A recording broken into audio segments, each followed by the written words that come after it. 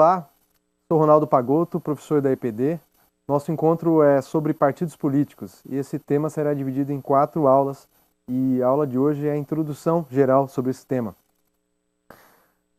Partidos políticos, na verdade, é um tema bastante atual, a problemática dele tem uma atualidade bastante rica, faz parte de um debate que está em toda a sociedade, mas para entender esse processo todo e não ficar preso somente às suas dimensões jurídicas ou ao debate atual, a gente vai fazer um estudo mais aprofundado desse processo, pelo menos aqui traçando algumas linhas gerais para que você possa fazer o seu estudo complementar a partir dessas aulas e a partir do que você já estudou sobre esse tema.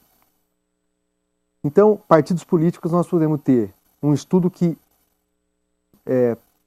aprofunde na dimensão da estrutura do partido, como ele funciona, se é um partido mais vertical, se é um partido mais horizontal, se é um partido regional, se é um partido nacional, enfim, questões assim. Tem países que isso é possível, no Brasil tem limitações, mas para fazer uma discussão mais ampla, isso seria uma dimensão da sua estrutura e a regionalidade da sua organização. Pela sua composição social, um partido com um recorte mais de classe, um partido com um recorte mais por tema, por exemplo, um recorte de classe, um partido dos trabalhadores ou partido trabalhista, como um caso de vários países do mundo, ou um caso de recorte específico, partido verde, partido, enfim, partidos que apontam um setor específico, né? Também nós temos várias outras dimensões que a gente podia adotar do ponto de vista jurídico, os partidos que são legalizados, os partidos que não são legalizados. No Brasil você tem uma série de partidos que são legais, tem a legenda lá no TSE, e tem partidos que existem na sociedade, que cumprem o mesmo papel, né, embora não façam a disputa eleitoral, mas são considerados partidos políticos. Essa nossa aula e as outras 3 vai nos ajudar a entender por que esses partidos, mesmo não tendo uma legenda, são considerados partidos. Porque também tem uma dimensão que é um partido político, para recortar a sua definição, né, é preciso também ter claro o seguinte: em se tratando de política, diferente da economia, em que na economia você tem os conceitos da economia, eles são exatos, eles têm um grau de exatidão maior. Então quando você fala conceito de trabalho, conceito de exploração, né, da atividade econômica, de exploração do trabalho, conceito de salário, conceito de dinheiro, vários conceitos na economia, eles são mais fechadinhos na economia política. Na política, esses conceitos eles precisam ser apreendidos no processo histórico. Perceber a construção desses conceitos a partir da história é mais rico do que a gente simplesmente trazer aqui um conceito fechado que tente dar conta do que é aquilo. No caso do partido político, é comum tratar como partido uma definição muito simples. Partido político é aquela organização que está filiada, que está regular perante o Tribunal Superior Eleitoral e que realiza uma participação nos processos eleitorais a cada tempo, de 2 em 2 anos. Essa é uma definição estrita, bastante específica. Ela não dá conta da complexidade do tema. Por quê? É importante trazer à tona o seguinte: os partidos políticos existem e a sua finalidade central é a luta pelo poder político. Aqui, uma questão bastante importante. Se fôssemos definir de uma maneira simples um conceito de partido político que não fosse excludente da história, de processos em que existiram partidos políticos, com outras características, a melhor definição é: partido é a organização social e coletiva voltada para a luta e a disputa pelo poder político na sociedade. Essa é a definição de partido político, que contempla a diversidade na história, a diversidade nas realidades distintas, a diversidade no nosso país e também em outras realidades. E aí, essa nomenclatura partidos políticos ela é mais contemporânea, ela não existiu ao longo de toda a história, né? Agora, a luta pelo poder já existiu durante a maior parte da história que nós conhecemos. A luta pelo poder ganhou formas de organização distinta, né? A partir das condições da luta, se essas condições eram de uma luta puramente militar, essa organização não podia ser uma organização que não tivesse essa característica militar. Então é natural que as organizações de luta pelo poder político no período anterior ao capitalismo, eram organizações que tinham a sua característica muito clara. Eram organizações com contornos militares. E do militar também tinha contornos políticos, que era um programa, uma determinada representatividade da sociedade, né? Uma busca por atender anseios não só dessa representatividade, como também de uma coletividade maior. Portanto, o que define a forma de organização desse partido, se ele é mais aberto, se ele é público, se ele é mais político, se ele tem um conteúdo mais militar, depende das condições que essa luta é travada. Isso é uma coisa bastante importante para a gente entender organizações que existem na sociedade e existiram em condições adversas e das mais diversas possíveis e que, portanto, por essas condições, adotaram formas de organização de presença na sociedade distintas, até ao ponto de chegar no extremo de ter formato de organização puramente militar. Então, são questões. Então, no extremo você tem as organizações que têm natureza partidária e que adotaram o seu formato, a sua forma de ação de natureza puramente militar, centradamente militar, nunca é só militar, e até o outro extremo, que são organizações que só estão atuando na legalidade, dentro das regras e normas do Tribunal Superior Eleitoral. São dois extremos, né? O que divide esses dois extremos não é a vontade de atuar por uma forma ou por outra, são as condições, né? Você falar que hoje no Brasil existiria um partido que tem contornos militares, não precisa ser nenhum especialista para concordar que isso tem um traço de loucura, tem um traço absurdo, porque as condições para essa luta não estão colocadas no plano militar. Não é uma guerra aí fora para exigir esse nível de organização ou para forçar esse nível de organização, né? Então, o que tem aí fora são condições de uma luta política que permite a atuação de partidos, de fazer sua propaganda, de disputar a sociedade com ideias, com propostas. Então, não se justifica você ter no Brasil uma organização que adote o formato militar. Agora, num período de ditadura, você insistir em ter uma organização que faça a propaganda e queira a disputa do poder para aplicar um programa para o conjunto da sociedade, em um período de fechamento, de estrangulamento das condições de atuação política, é você propor um nada, porque essas condições não existem. Então, ou essa organização de luta pelo poder adquire um caráter militar, porque ela vai ter que enfrentar diretamente com os poderes militares, ou ela não consegue fazer atuação nenhuma. Isso, para dizer, não é entrando direto na história recente do país, mas isso é para demonstrar as diferenças na realidade e como essas diferenças influenciam no processo. Muito bem. Então nós falamos aqui já, não existe partido, uma forma que define a questão. Por quê? Voltando aqui, nós tínhamos dito há pouco, o que define partido é a sua vocação para a disputa do poder político. E essa vocação é aplicada na sociedade a partir das condições que são dadas na realidade. E essas condições definem a forma de organização. Se é mais rígido, se não é, se é mais democrático, se não é, se é mais militar ou se não tem o conteúdo militar, né? Se é clandestino, se é público. Tudo isso faz parte da resposta a partir das condições. Então é possível perceber que o que nós chamamos de partido é um instrumento voltado para a luta pelo poder. Esse instrumento adquire formas e nomenclaturas distintas. É mais adequado utilizar, para nosso estudo aqui, a ideia de instrumento e de ferramenta. Por quê? Para também ajudar na diferenciação com as demais formas de organização da sociedade. É importante você ter claro que o que define e diferencia um partido político de uma organização sindical, uma central sindical, um sindicato, de um movimento popular, como vários movimentos sociais e populares que existem no Brasil, não é que esses três níveis de organização falem da importância do poder político ou reivindiquem a mudança da política. Isso é possível se falar como propaganda, como agitação. A diferença é que cada um tem uma finalidade específica. A finalidade de um movimento social é aplicar um programa de mudanças que tem no seu conteúdo sempre, marcadamente, um conteúdo econômico. Então são movimentos sociais por reformas, reforma agrária, reforma na política, por exemplo, que são reformas para ajustar o que existe.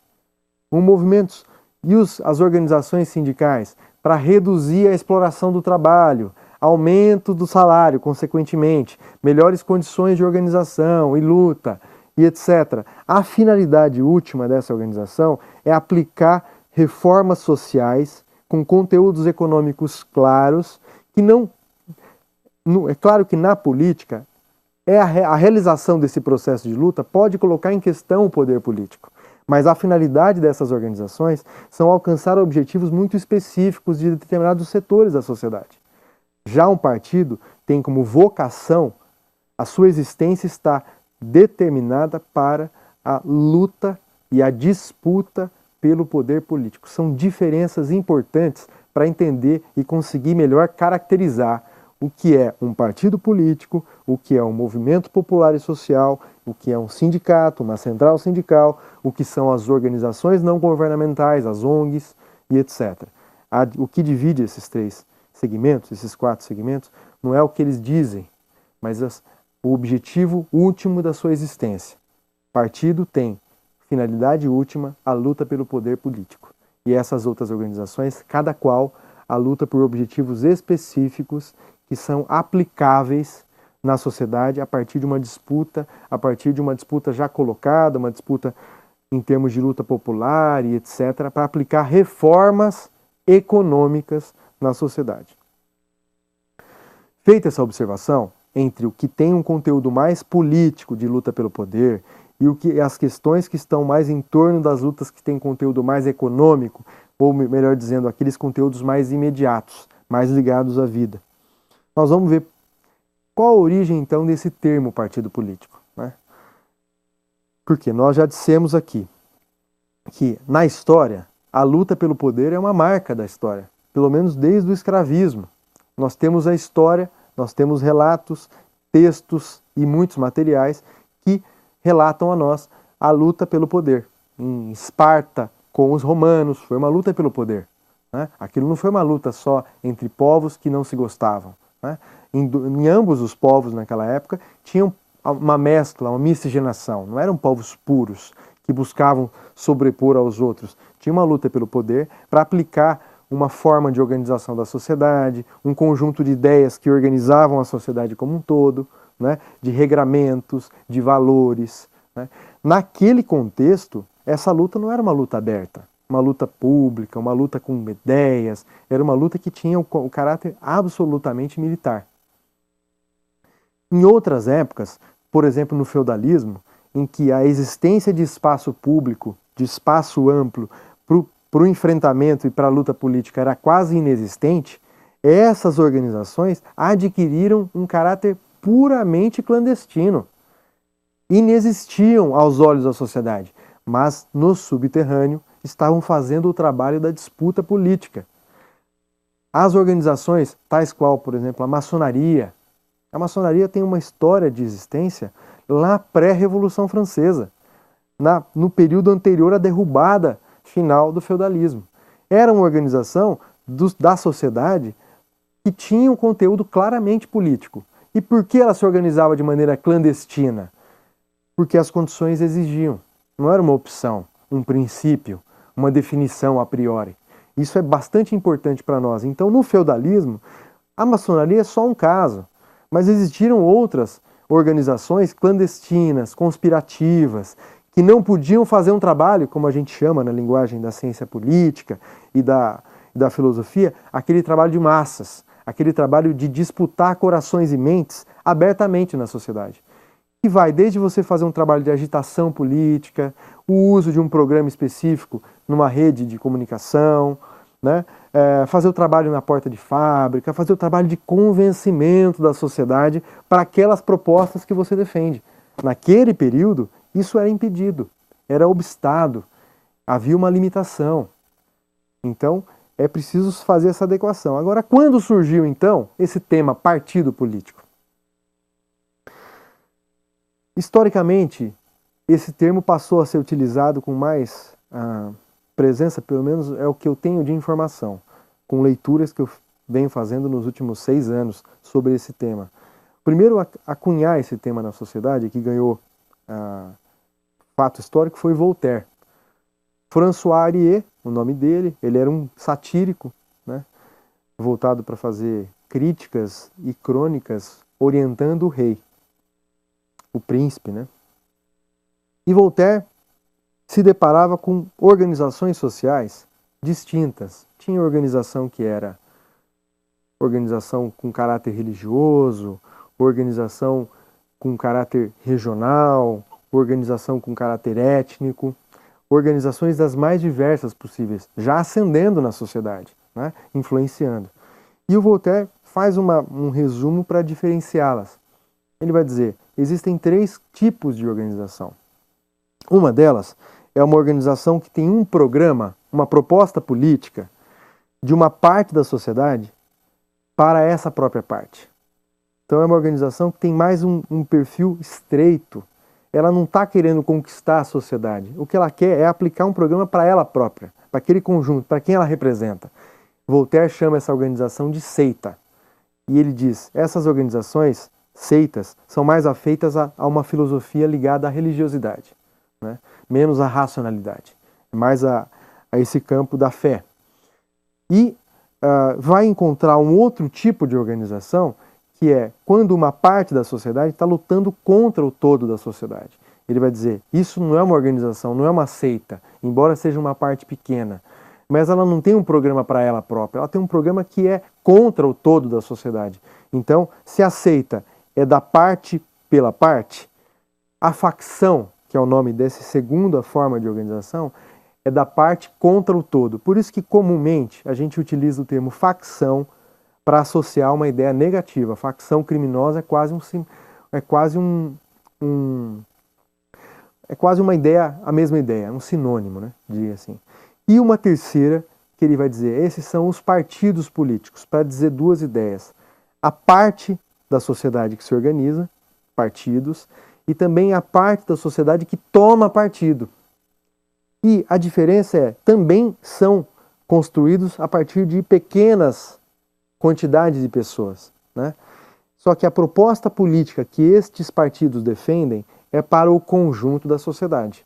Então os partidos, historicamente, embora possam ter contornos específicos, como eu disse, partidos trabalhistas, partidos que tenham um conteúdo político no programa, que acentuam isso, Partido Social Democrata, Partido Comunista, Partido Socialista, ou partidos que tenham um recorte em temas específicos, Partido Verde, Partido Cristão, a proposta, para serem reconhecidos como tal, deve ser uma proposta daquela parte da sociedade para o conjunto da sociedade. Depois dessa longa explicação histórica da origem desse processo, também vale a pena reforçar algumas coisas que precisam ficar claras nessa transição para o Estado moderno. O capitalismo é a sociedade que depende, para funcionar, da realização da exploração, e esse mecanismo de exploração do capitalismo, diferente dos processos anteriores, ele não é baseado no chicote, ou seja, na coerção. Ele é baseado numa combinação, que por vezes é equilibrada, entre o chicote e o convencimento, as ideias. O centro da exploração do capitalismo é o trabalho assalariado, ou seja, se é assalariado, ele é um trabalho livre. Ele é um contrato entre o trabalhador e o empregador, feito com condições, entre aspas, livres ou iguais. E nisso, ele gera a possibilidade de também ampliar o nível de participação, de democratização. O Estado moderno surge nessa época. O que o Estado moderno surge? Como o espaço da realização daquelas ideias mais avançadas da racionalidade daquele período. Hegel, que é o pai, pensador filosófico desse período, vai dizer: o Estado moderno é a realização em absoluto, em completo, da razão daquele tempo. Estado é igual à razão, na cabeça dele. Um grande filósofo e teórico desse século XIX. E o Estado vem com as suas formas de organização. Essas formas não são também baseadas naquela forma de organização das sociedades anteriores. Para lembrar, a organização no escravismo, dessa organização política e social, dependia da mão de ferro do rei. Dependia da mão de ferro dos soldados do rei. Dependia absolutamente da coerção. E para realizar a exploração, essa coerção era quase que para cada escravizado tinha que ter um soldado, ou para cada grupo tinha que ter um soldado. Era um custo enorme, porque não tinha convencimento. Já no feudalismo, esse processo é um pouco mais avançado. O feudalismo é superior ao escravismo. Havia convencimento, mas a estrutura de organização dependia da mão de ferro de alguns reinos e dos senhores feudais, que eram os antigos guerreiros e bárbaros. Lá no capitalismo, a estrutura quebra esse Estado moderno, ele quebra esse poder do rei, que tinha o poder de reinar e governar. O Estado moderno, ele separa isso. Os reinados continuam até hoje, mas o rei reina, mas não governa. É bem diferente. E nesse processo do capitalismo, o capitalismo ele tem uma capacidade de convencimento maior do que os modos de produção anteriores. Isso é diferente. Isso reflete na política, reflete na capacidade de disputa da sociedade e na disputa pelo poder. Portanto, esse processo de constituição do capitalismo, no próximo encontro nós vamos trabalhar com mais detalhe e riqueza esse processo no ponto de vista da luta econômica e como ela vai gerando esse processo todo.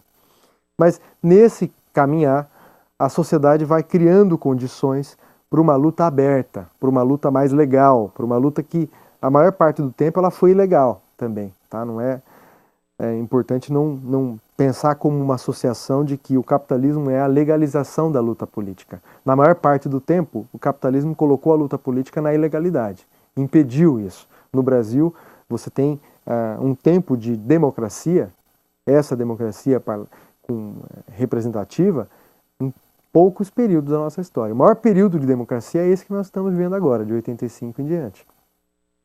Nós antes tínhamos vivido pequenas janelas de democracia com liberdade de atuação. Né? A maior parte do tempo sem liberdade de atuação nenhuma. Então, nesse processo de mudança do modo de produção, vai criando novas condições para a luta política. É aí que surgem as organizações econômicas, principalmente os sindicatos, e mais adiante surgem as organizações políticas de natureza partidária.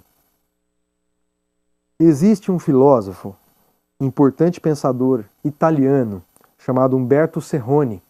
Vou deixar um texto dele na área do aluno, para que você, caso queira, se aprofunde nesses estudos que ele fez sobre as formações partidárias. E Umberto Serrone está tentando entender esse partido moderno, esse partido que tem uma atuação aberta, esse partido que organiza massas, esse partido que perde a sua natureza conspirativa, esse partido que tem uma atuação ampla na sociedade e uma capacidade de disputar a sociedade bastante firme. Ele vai tentar entender a gênese, quando é que se deram as condições para que esses partidos, nessas condições que eu acabo de dizer, passaram a existir. Umberto Serrone vai colocar as condições criadas para a criação desses partidos nesses termos que eu acabo de dizer. A primeira é que na passagem do feudalismo para o capitalismo, no assalariamento do trabalho, esse trabalho livre, assalariado, ele gerou formas de organização que vinham inclusive de antes.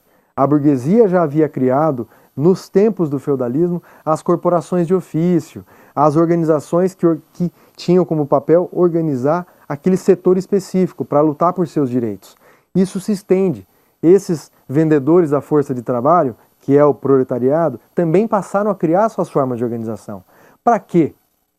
Para regular o preço da força de trabalho, já que ela é uma mercadoria no capitalismo. Para lutar para a redução do valor da exploração sobre ele, aumentando o salário, para reduzir a jornada de trabalho, enfim, uma série de pautas históricas. Então, o crescimento das organizações populares e sindicais é um dos fatores determinantes para o surgimento dos partidos. O segundo fator é que esse Estado, que já não é mais um Estado governado por Deus, que indicou o rei, ele é um Estado que pode até ter a monarquia como estrutura, como é o caso da Espanha até hoje, como é o caso da Holanda até hoje, né? Como é o caso de várias outras realidades, em que tem a Inglaterra, né? Em que você tem o quê? Uma família real. O Estado moderno, ele separa, como eu acabei de dizer, o poder de governar com esse poder de reinar. Esse poder de reinar é uma coisa muito genérica, mas ele não governa a sociedade. Esse processo é transferido para civis, para a população, que se organiza por meio de um processo de disputa e alcança a condição de governo, de governar isso. Nesses processos você tem os modelos da democracia representativa, republicana, federativa e unionista, diferenças aí de grau de centralização. Você tem as repúblicas que são parlamentaristas, você tem as monarquias parlamentaristas, que são esses modelos, você tem uma série de formas. Mas um segundo fator para nós é o aparecimento do sufrágio universal. Porque se esse sujeito que governa já não é mais o rei, indicado por Deus, vindo das famílias reais, hereditárias, ele tinha que ser escolhido. Para ser escolhido, ele tinha que passar por um crivo de pelo menos algum setor dessa sociedade. O sufrágio universal, ele começou como um sufrágio bastante restrito, né? A poucos setores, a quem tinha condição econômica, a quem era alfabetizado, a homens. Quase 100 anos depois do primeiro voto para eleger governantes é que se tem, em algumas realidades, a conquista do voto do analfabeto, do quem não é só o rico, da mulher, né? Então, esse é o segundo fator, a expansão do sufrágio universal. Para fazer a disputa no sufrágio universal, você tinha uma organização que podia adquirir esse caráter de disputa política pública, aberta. E um terceiro fator é que as lutas nos sindicatos, a luta da categoria profissional, dos produtores ligados à indústria do calçado, dos produtores do campo, dos pequenos, enfim, dos pequenos comerciantes, e tudo isso, essas lutas começaram a se enfrentar com os mesmos adversários e inimigos. E isso foi gerando uma unidade desses setores. Uma unidade que foi crescendo e foi unificando em lutas também. Por exemplo, a luta pela redução da jornada de trabalho. Não era uma luta realizada por uma categoria. Ela começou com uma categoria, mas a capacidade de ampliá-la para as demais categorias gerou uma unidade desses setores. Então essas três condições, que são o crescimento da mobilização social por pautas muito concretas, a unificação das lutas, consequentemente dessas organizações, e a expansão do sufrágio, do voto, gerou as condições para a criação dos partidos políticos como nós conhecemos, com legalidade, com liberdade de atuação. Esse é o histórico, mais ou menos, para conseguir entender o processo na política, que vem da economia, e como ele foi se desenvolvendo. E também esse encontro, primeiro, para ajudar a dizer o que não é um partido político e como não defini-lo, né? Como a gente não se equivoca nesse estudo, porque se a gente começa com uma interpretação que é meramente formalista ou legalista, ela engessa para entender o processo histórico, né? E aí você vai olhar para a história e só vai achar que partido existe a partir da data quando criou a primeira organização com o nome partido e o seu nome, né? Então é para isso. E no próximo encontro nós vamos fazer um aprofundamento dessas questões que vão desde o processo de constituição dos primeiros, as origens e o desenrolar desse processo. É isso.